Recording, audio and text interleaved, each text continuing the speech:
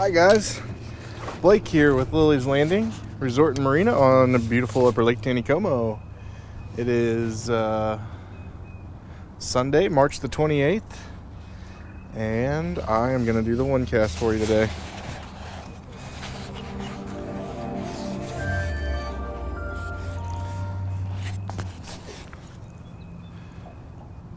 So today I've boated up here.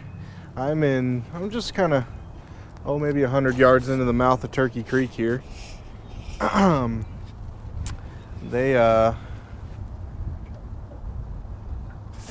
Darren, and I went fishing after Darren and I got off work earlier, and we went up to the cable. Exciting news today. So we got a good wind push today, and millions of shad came into the lake, and I'm not exaggerating. There were shad floating past our dock all the way until they shut the floodgates off, and there were still some floating down the lake even after they shut them off.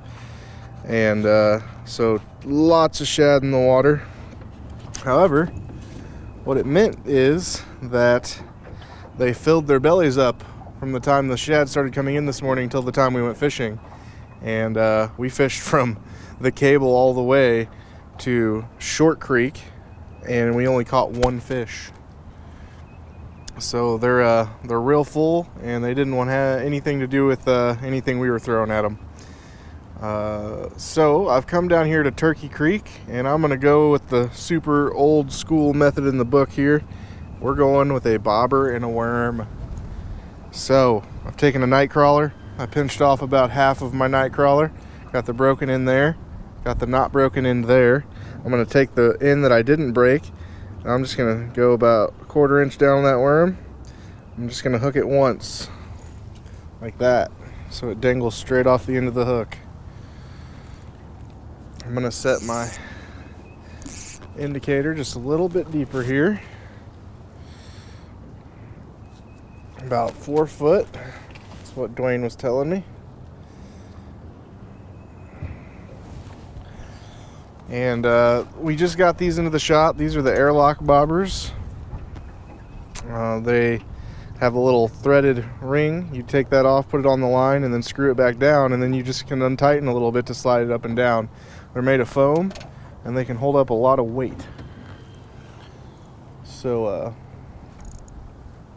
anyway, they're pretty neat, and I haven't really got to try them out yet, so I'm going to try them today. And I've just got the boat spot locked here, and I'm going to cast her out and see what happens.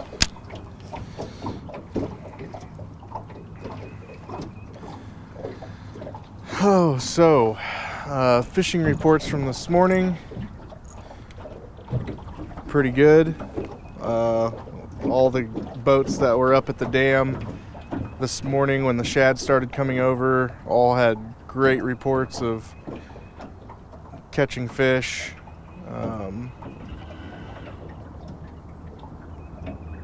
And almost everyone I talked to that was up there this morning caught all their fish were in the 18 and 19 inch range.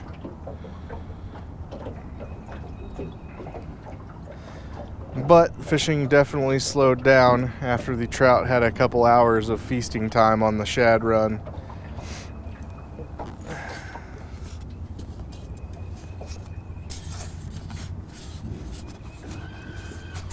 I don't think I've ever fished for a trout with a worm and a bobber.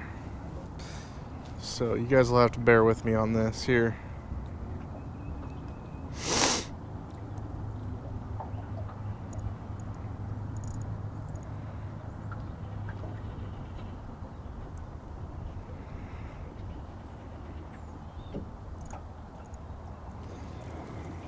So Dwayne, his trip this morning, nothing officially on the first cast. His trip this morning, they wanted to keep some fish. So he came down here to Turkey Creek, and he did exactly what I'm doing right now. He's the one who told me to come try this. Doesn't mean I'm gonna do it like he did it, but anyway, they caught their limit of trout here in Turkey Creek, fishing with the worm and the bobber. And I'm gonna break spot lock, that way I can kind of drift with the indicator and I don't have to keep recasting.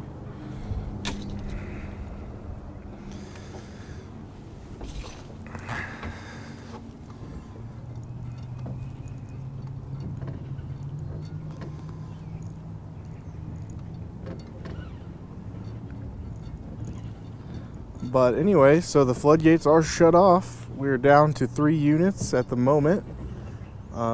It's hard telling how long they'll run, the 3 units, before they slow it down even a little bit more.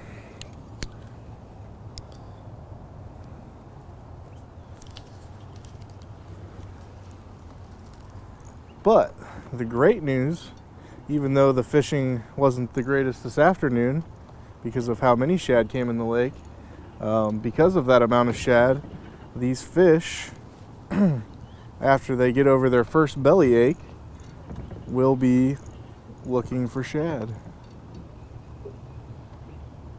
And so that bite could, I've seen it go as long as, you know, into a 2-week period where they're still looking for that shad. But usually that first week after a good shad kill is great for throwing any kind of shad flavored bait. You know, the white jigs, the shad flies, crankbaits, jerk baits, whatever.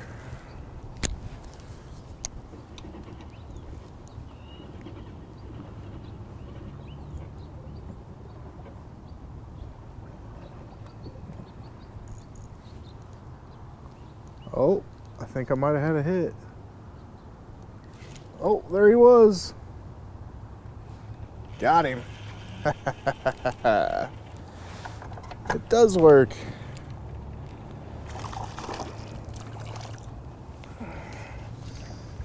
Oh boy, he's got some gumption in him.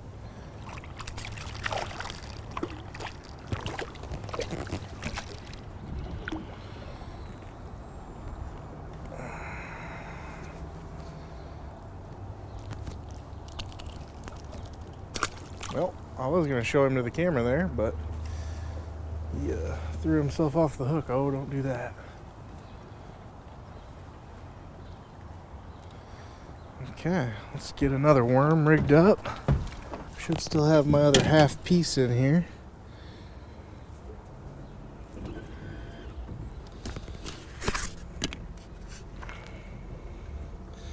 And we'll go with a fresh one. Split that worm in half, come up to the end where I didn't split it, hook it through, and get her back in the water again. I'm hoping that I'm setting over the top of a little school of them here. These trout are still schooled back up here in the creeks, even though they've been getting fished pretty hard. Oh, there was a hit already.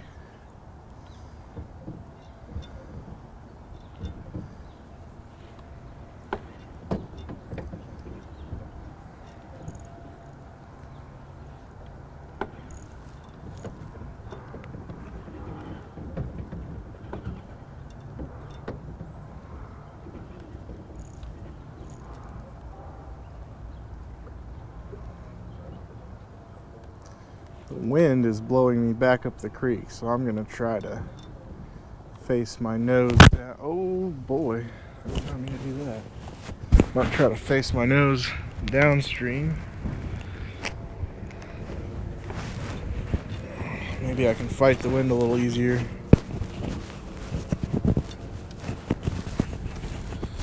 This chop from the wind that I've got back here on the water is working to my favor.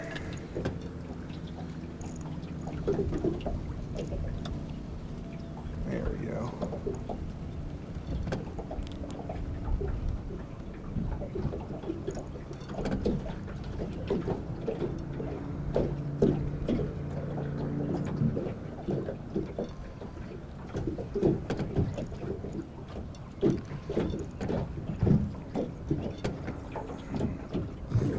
think with the amount of shad that we saw come through, kind of reminded me of last spring when we had that really big push and they were shad floating past the dock all day. I think that'll help the give the brown trout a reason to move up a little bit. I'd say it was about this time last year whenever we started seeing a lot more browns getting caught up here because of the shad coming through.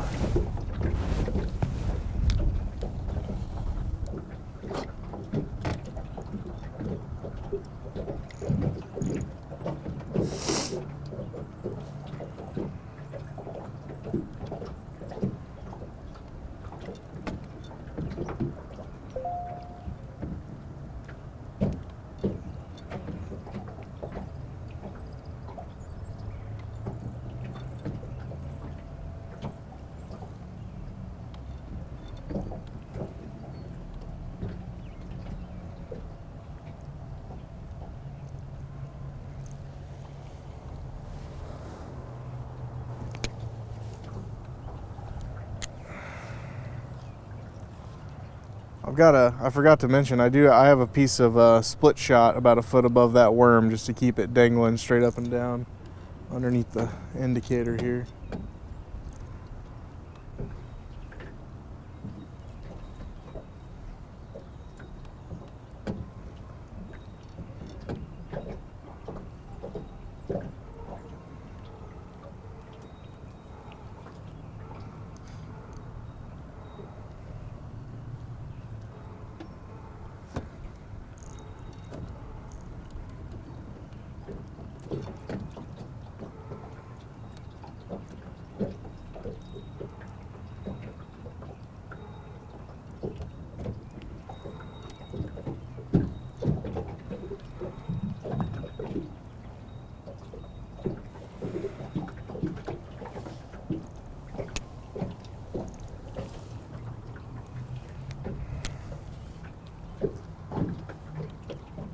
Water temperature up by the dam was up to 44 degrees, so getting a little warmer.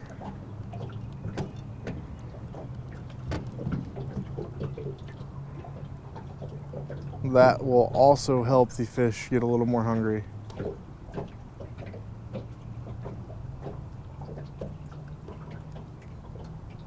really not sure if I'm supposed to move this thing a little bit. I'm sure it can't hurt.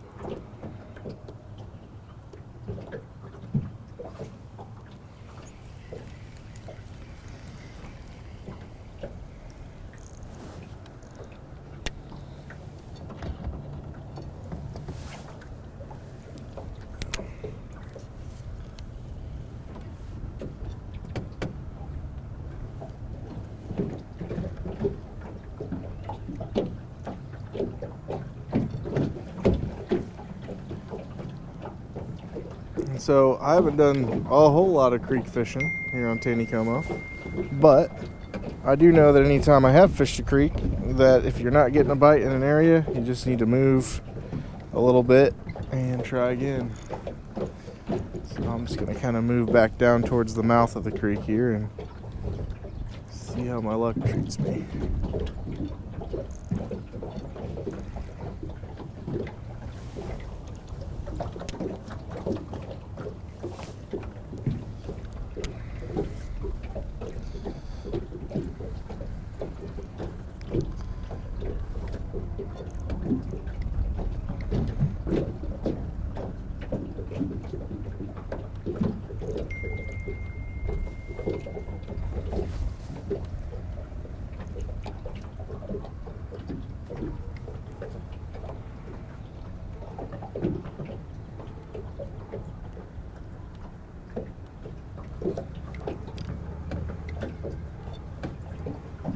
Oh, yay. Oh, no, I missed him.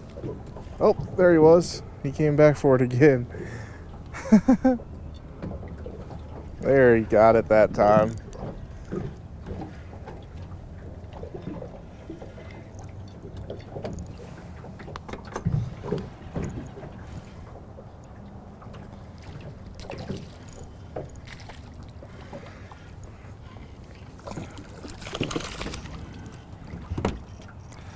Ooh, that's a longer one there.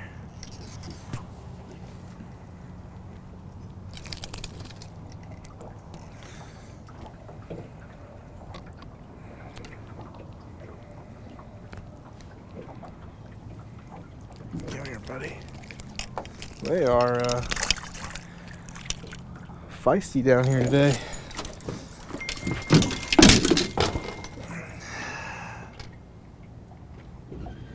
There we go. There, I got one for the camera. It seems that when you fish from what I can tell already, when you fish the trout with a bobber and a worm instead of dragging it on the bottom, looks like they only get a little lip hook set instead of swallowing it.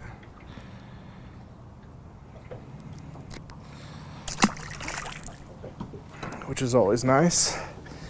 Alright, let's try that again.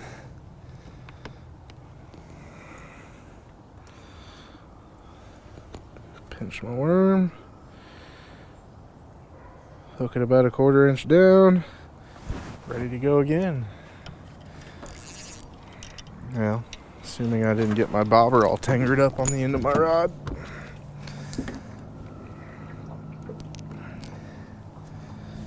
Alright. Let's try that again.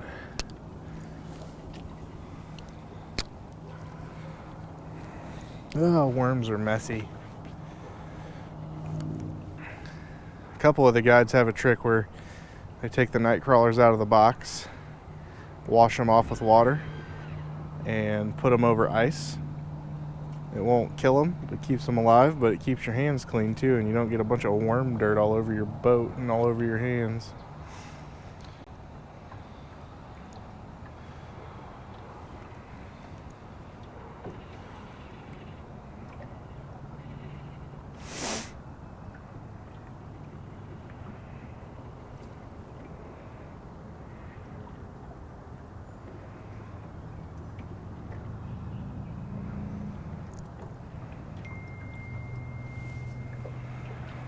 My phone is blowing up today.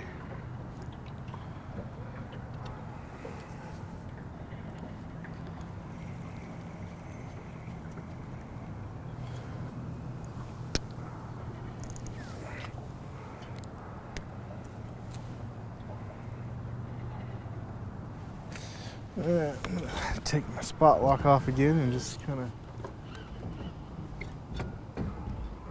keep working my way towards the mouth of the creek here.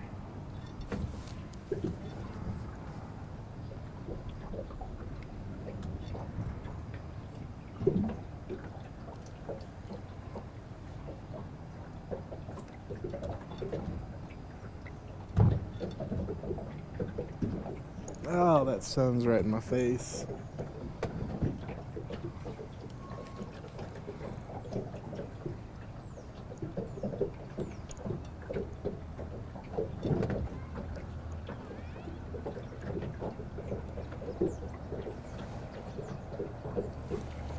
It seems like they're kind of just randomly spread out in here, so you have to do a lot of moving and a lot of casting.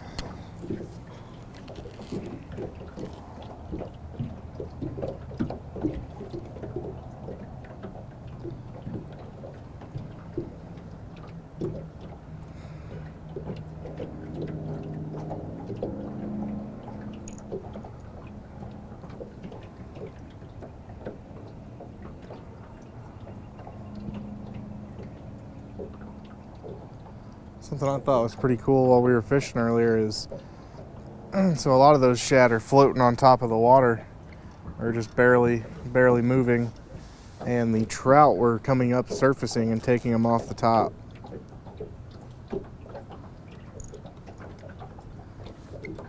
I was thinking you probably could have just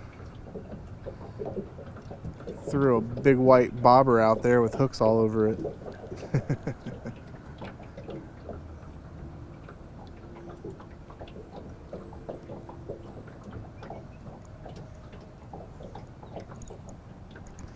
Oh, that sun's right in my eyeballs again.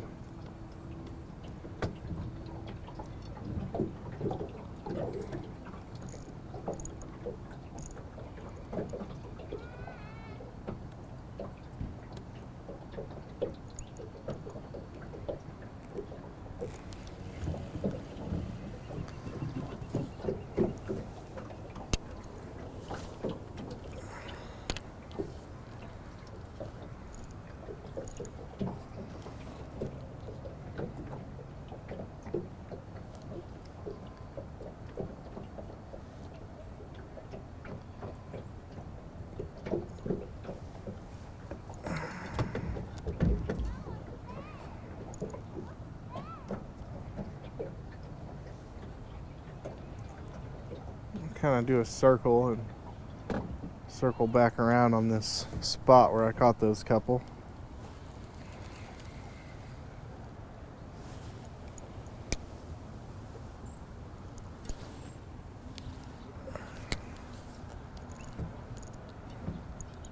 And try to get that sun out of my face. If you can't see your bobber, there's hardly any chance of catching one.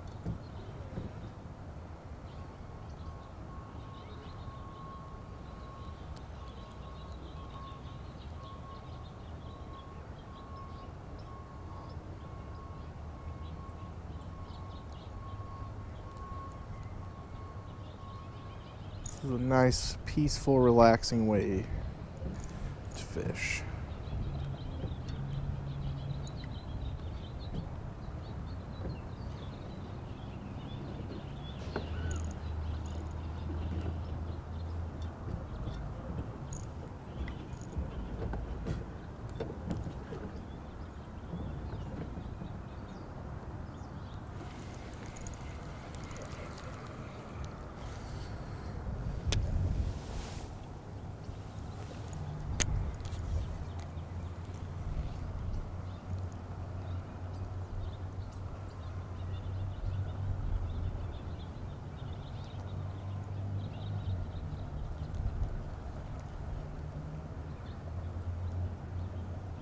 This airlock bobber I'm using right now is the biggest size one that we sell, and it'll actually hold up an 1/8 ounce jig in the current. So if you're wanting to float some bigger jigs whenever the water's running faster, this is a good way to go.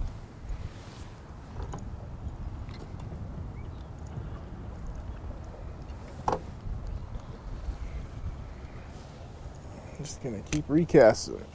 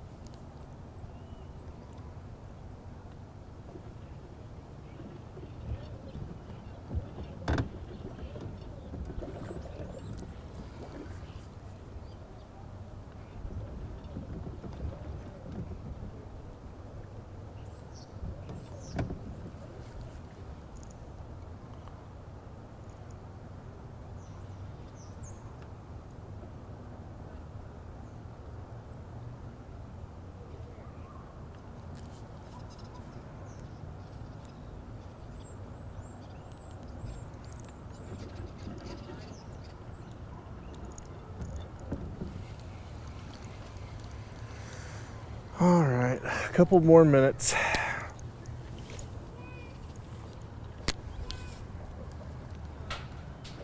I was hoping I'd get lucky and find a school of them back here, but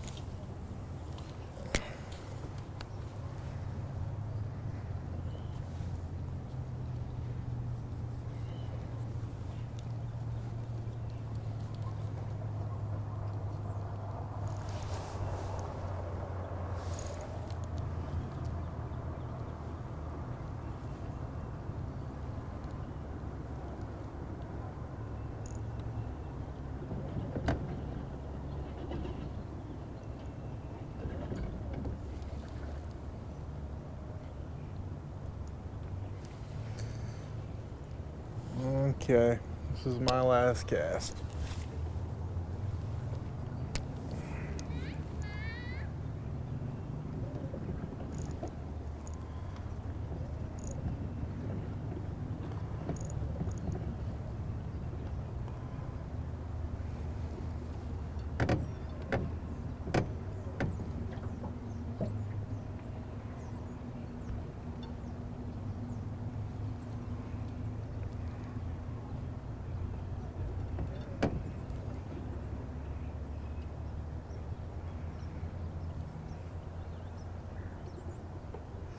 I've seen a few people today drifting past our dock. I'm not sure if they were using power bait or night crawlers, but I've seen a few different boats drifting past our dock today that were all catching fish whenever they went by.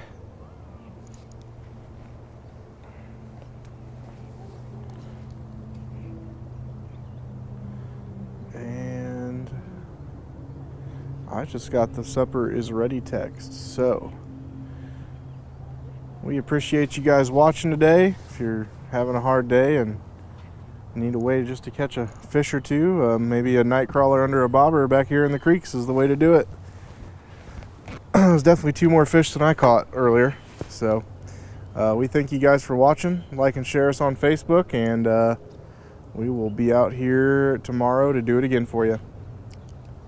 Thanks for watching, guys. Boop.